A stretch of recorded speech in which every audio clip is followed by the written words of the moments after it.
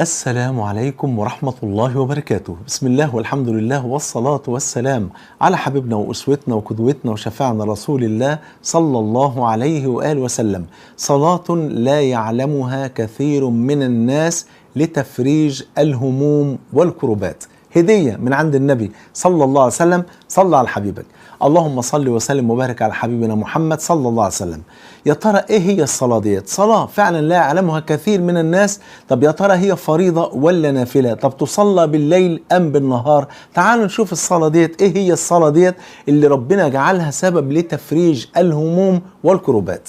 هي الصلاة التي صلاها خليل الله إبراهيم عليه السلام لما نزل إلى أرض مصر وكان معه زوجته سارة.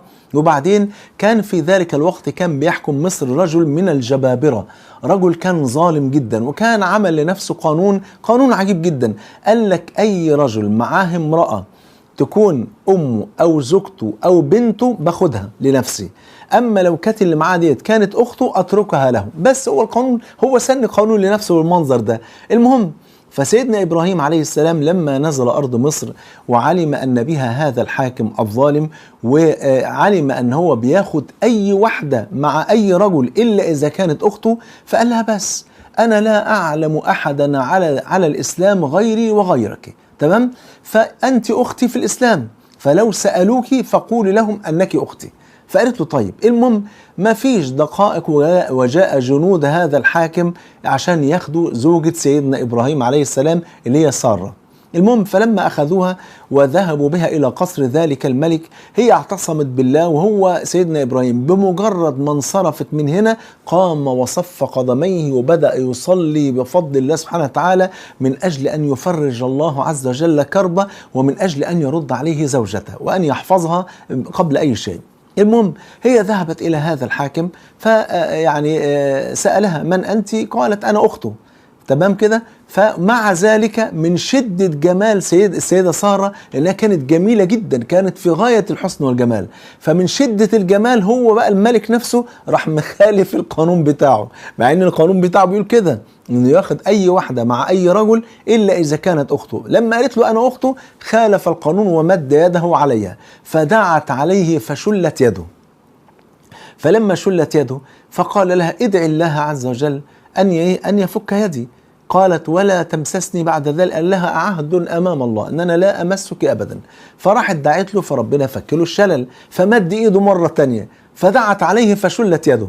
المهم في المرة الأخيرة قال لها ادعي الله أن يفك عني هذا ولن أمسك أبدا. قالت له وعدت قبل ذلك. قال لها هذه المرة وعد أكيد يعني. المهم فدعت له فربنا فك عنه هذا الشلل، تمام. ثم بعد ذلك أطلق سراح السيدة سارة وأهداها السيدة هاجر لتكون خادمة لها، تكون أمة عندها. المهم فعادت السيدة سارة ووصلت ومعها هاجر إلى سيدنا إبراهيم، فلما دخلت عليه وجدته على نفس الحالة، كان واقفا يصلي ويبكي بين يدي الله سبحانه وتعالى وجل جلاله. فلما جاءت عجل بصلاته وانتهى من صلاته وقال بشريني. فقالت يعني الحمد لله رد الله عز وجل كيد الفاجر وأخدمني بهاجر. فجاءت تلك الفتاة اللي هي كانت معاها اللي هي هاجر. ثم بعد ذلك السيدة سارة طبعا ما كانتش بتنجب في الأول، فأهدت هاجر لسيدنا إبراهيم لكي يتزوجها، وأنجبت له سيدنا إسماعيل عليه وعلى نبينا أفضل الصلاة والسلام، اللي هو يعتبر بقى أبو سيدنا محمد صلى الله عليه وسلم. وسيدنا إبراهيم طبعا أبو سيدنا إسماعيل وأبو سيدنا محمد جده الأكبر. فكانت يعني بابا عظيما من أبواب الخيرات على كل الأمم بفضل الله، لأن من نسلها خرج سيدنا إسماعيل، ومن نسل سيدنا إسماعيل خرج سيدنا محمد عليه أفضل الصلاة والسلام صلى الله عليه وسلم. فكانت هذه الصلاة ربنا جعلها سببا في نجاة السيدة سارة زوجة سيدنا إبراهيم عليه وعلى نبينا أفضل الصلاة والسلام.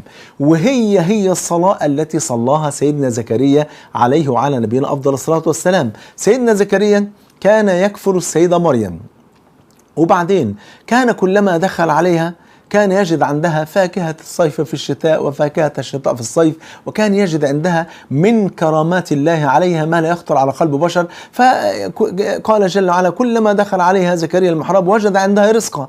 قال يا مريم أنى لك هذا؟ ازاي الفاكهة دي مش أوانها؟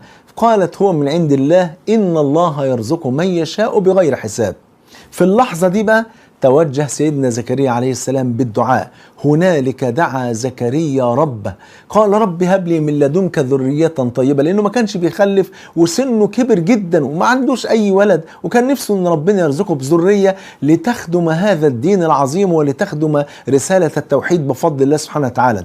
قال رب هب لي من لدنك ذرية طيبة إنك سميع الدعاء. فنادته الملائكة وهو كان حاله ايه؟ وهو قائم يصلي في المحراب ان الله يبشرك بيحيى. يعني سبحان الله، ربنا رزقه بالولد وسماه له، سماه يحيى من اجل ان يحيى. ان الله يبشرك بيحيى مصدقا بكلمة من الله وسيدا وحصورا ونبيا من الصالحين الى اخر تلك الايات بفضل الله سبحانه وتعالى. فربنا فرج هم سيدنا زكريا ورزقه بالبشارة بهذا الولد، ثم بعد ذلك جاء الولد وهو قائم يصلي في المحراب بفضل الله. وهي نفس الصلاة التي صلاها جريج العابد، وحديثه رواه مسلم إن جريج العابد ده كان عابدا من عباد بني إسرائيل، وبعدين كان ليه صومعة كده من دورين، ما هياش فيلا يعني، انما هي صومعة من خشب وعامل لها كده ايه حبل، بيطلع الدور التاني ويقف بقى يصلي ويذكر الله عز وجل ويبتهل، عايز محدش يشغله عن عبادة الله سبحانه وتعالى. فقدر المولى عز وجل ان امه جت يعني وحشها بقى ابنها، غايب عنها بقى له فترة وهو مشغول بالعبادة، فعايزة تشوفه، فكانت تيجي تنادي عليه يا جريج يا جريج، وهي بتنادي في عز الشمس وهو واقف بيصلي ويقول يا رب أمي وصلاتي أمي وصلاتي، فيكمل صلاته ويترك أمه. فراحت يوم واثنين وثلاثة في عز الشمس تنادى عليه وهو مش عايز يرد عليها، تمام. ففي الآخر دعت عليه قالت اللهم لا تمته حتى ينظر إلى وجوه البغايا، أي النساء عياذا بالله اللي سلوكهم غير طيب. فالمهم قدر ربنا سبحانه وتعالى ان الحمد لله انها قالت اللهم لا تمته حتى ينظر الى وجوه البغايا، ما قالتش حتى يفتن بالبغايا، لان لو دعت عليه ان يفتن لفتن كما قال النبي صلى الله عليه وسلم. المهم وهو واقف بقى بيصلي تذاكر بنو اسرائيل جريج العابد وعبادته، وقالوا طب ما ايه رايكم ما تيجي نفتنه ونعمل له فضيحه باي طريقه كده، زي كثير عياذا بالله من شياطين الانس اللي النهارده يبحثوا عن اي شيء عشان يفضحوا اي عالم من العلماء او اي واحد من الدعاة عياذا بالله، ربنا يعافينا ويعافيكم يا رب العالمين. فالمهم قالوا نشوف له اي فضيحه، طب نعمل ايه؟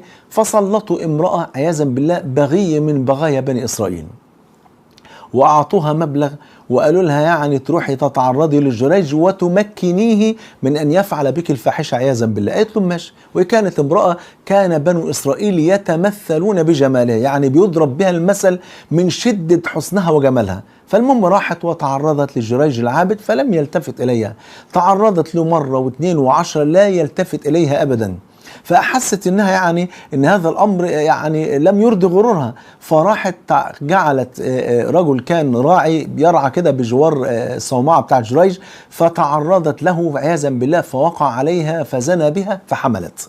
فلما حملت وولدت الغلام ده اللي هي ولدته، راحت قالت لبني إسرائيل لقد فعل جريج الفاحشة وهذا ابنه. فطبعا هم رغم ان هم يعني نفسهم يفتنوه، بس ما كانوش يتمنوا ان يسمعوا كده عن واحد رجل عابد بيعبد ربنا ويعني انسان بيضرب بيه المثل في العباده. فراحوا عشان يكسروا الصومعه بتاعته، وانزل يا فاجر انزل يا كذا انزل يا كذا، وبداوا يسبوا جريج العابد. قال انتظروا. فراح واخد الحبل وراح نزلهم، قال لهم في ايه؟ قالوا له زنيت بهذه المراه وهذا ابنك منها. قال لهم طب انتظروا حتى أصلي ركعتين. فوقف وصف قدميه بين يدي الله سبحانه وتعالى، ولجأ إلى من يسمع دبيب النملة السوداء تحت الصخرة الصماء في الليلة الظلماء، ووقف يصلي ويبتهل ويتجه إلى الله وينكسر بين يدي الله ويطلب من الله عز وجل ويسأله أن يفرج عنه هذا الكرب وأن يظهر الحقيقة. فالمهم بعد ما صلى قال أين الغلام اللي انتوا بتقولوا إنه هو ابني؟ قالوا ها هو طفل لسه صغير لسه بيرضع. فنخسه في بطنه بلطف كده وقال يا غلام من أبوك؟ فأنطق الله عز وجل الغلام وقال أبي فلان الراعي. فطبعا الناس ما صدقوش ايه ده، ربنا سبحانه وتعالى عشان يبرئ هذا الرجل العابد ينطق طفل لسه مولود ما بقالوش يومين، سبحان الله، فبدأوا يقبلوا جريج ويقبلوا ايديه ويقبلوا راسه، سامحنا يا جريج والله اخطأنا في حقك، طب سامحنا بقى هنبني لك الصومعة بتاعتك من الذهب والفضة. قال لهم لا، بل أعيدوها كما كانت، أنا مش عايز لا ذهب ولا فضة. فأعادوا له الصومعة كما كانت، وخرج وبدأ يدعو الله عز وجل ويصلي ويتجه إلى الله سبحانه وتعالى، وعاد إلى أمه وطلب منها أن تسامحه. وقدر ربنا أن الدعوة بتاعت الأم نفذت فيه، يعني هو خارج بقى عشان يشوف الغلام ده، فمشي فلقى ايه، صفين من النساء البغايا بتوع بني اسرائيل واقفين على اليمين وعلى الشمال، وقع عينيه عليهم، فتذكر دعوة امه اللهم لا تمته حتى ينظر الى وجوه البغايا.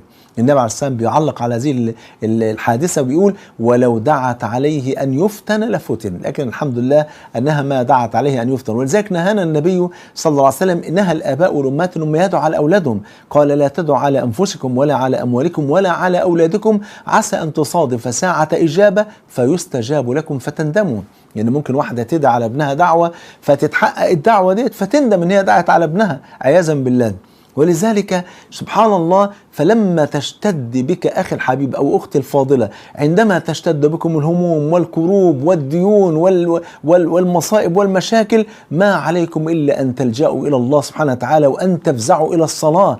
قوم في ساعتها، صل، اتوضى وصلي ركعتين واسجد بين يدي الله واطلب من ربنا اللي انت عايزه كله بفضل الله. لما الطبيب يقول لك مفيش أمل في العلاج، لما الناس تقول لك ديونك كترت ومفيش حل في حياتك، لما تلاقي نفسك مش قادر تكمل دراستك، لما تلاقي نفسك مش قادر تتجوز اللي معكش نفقة الزواج، لما تلاقي نفسك مريض ومش قادر تدفع ثمن العلاج، لما تلاقي نفسك في مآسي، في مشاكل، في ابتلاءات، الجأ إلى الله الذي يسمع دبيب النملة السوداء تحت الصخرة الصماء في الليلة الظلماء. قال جل وعلا يا أيها الذين آمنوا استعينوا بالصبر والصلاة إن الله مع الصابرين. لو أنك صبرت وصليت فقد فزت بمعية الله، ومن كان الله معه فمن عليه، ومن كان الله عليه فمن معه. أنت لو يعني خرجت من كل هذا بمعية الله فقد فزت في الدنيا والآخرة. كان النبي صلى الله عليه وسلم إذا حزبه أمر فزع إلى الصلاة، وكان يقول أرحنا بالصلاة يا بلال، وكان يقول صلى الله عليه وسلم وجعلت قرة عيني في الصلاة. وفي الحديث الذي رواه مسلم أن النبي صلى الله عليه وسلم قال ما من مسلم يتوضأ فيحسن الوضوء ثم يقوم فيصلي ركعتين يقبل عليهما بقلبه ووجهه إلا وجبت له الجنة، فإن كان الله عز وجل يعطيك الجنة بركعتين فهل يبخل عليك بالدنيا؟ أختم بهذا الحديث القدسي الذي رواه مسلم أن الله عز وجل يقول يا عبادي لو أن أولكم وآخركم وإنسكم وجنكم قاموا في صعيد واحد فسألني كل واحد منكم مسألته فأعطيته ما نقص ذلك مما عندي إلا كما تنقص المخيط الإبرة إذا أدخلت اليم، يعني إذا أدخلت البحر. يبقى صلاة لا يعلمها كثير من الناس لتفريج الهموم والكربات. وقت ما تقع في أزمة قوم وتوضى وقوم صلي ركعتين، بفضل الله ربنا هيفرج عنك الهموم والكروب ويفرج عنك الهموم والكروب. أسأل الله عز وجل أن يجمعني وإياكم مع الحبيب المصطفى صلى الله عليه وسلم في الفردوس الأعلى. بحبكم في الله، والسلام عليكم ورحمة الله وبركاته.